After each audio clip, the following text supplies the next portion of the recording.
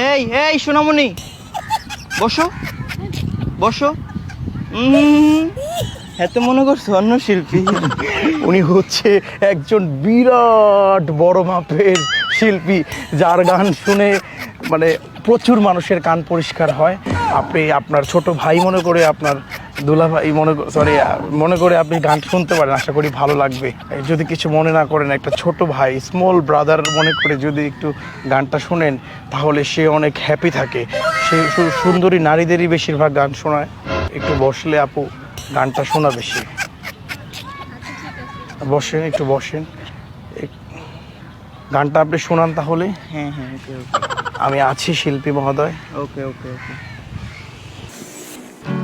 बहुत प्यार करते हैं तुमको सनम, बहुत प्यार करते हैं तुमको सनम, कसम चाहे ले